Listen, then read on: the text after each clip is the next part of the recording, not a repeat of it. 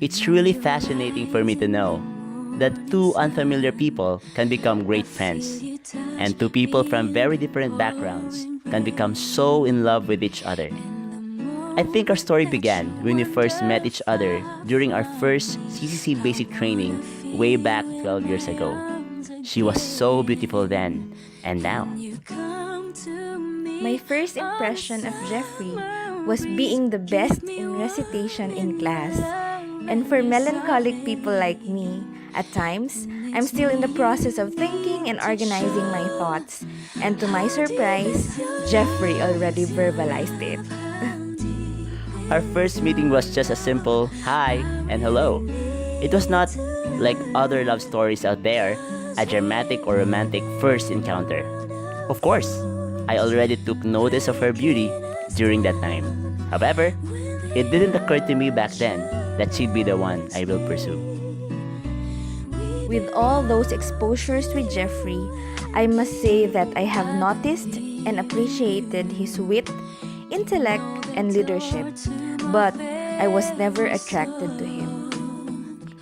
I got a glimpse into the incredible person she is when we were both appointed as CCC core leaders back in college together with three others. Jeffrey became very intentional in building relationship with his fellow core leaders, and so I was a recipient of that intentionality. I think one of the turning points in our friendship was when I got the privilege to help him in raising support for Korea. I started to appreciate how amazing this woman really is. Little did I know that I already moved from being attracted to her amazing beauty to being captivated by her great character, her depth, her perspectives in life, her great sense of responsibility, her support to my leadership, her servant heart, her pursuit for excellence, and her deep walk with God. Because our friendship grew organically, I found myself sharing things easily with Jeff. Concerns about my family, studies, disciples, and even crushes. I was very comfortable sharing lots of things to him, and I could say that there's a season that he became my confidant. In the summer of 2008, I began to discover that I already have this special feeling towards her. Since that discovery, I always find myself desiring to see her each and every day. It must be love. It was after my graduation that I already made up my mind to intentionally pray, seek God about my heart towards her, and express to Him my desire to pursue her at the right time, even pleading to God that He would lead me to her and her to mine. We had lots of special moments together. November 28, 2009, I eventually faced the reality that I was attracted and have feelings towards him. When I recognized it, I began to withdraw from him because I didn't like what I felt. When Jeffrey had his new staff trainee in Davao, the teasing became frequent until I reached the point that I became very conscious not to be near him just to avoid teasing. December 16, 2009 was the first time that I responded with anger to Jeffrey face to face that left him wondering. The following day, I spent my half day with the Lord after being convicted with my actions.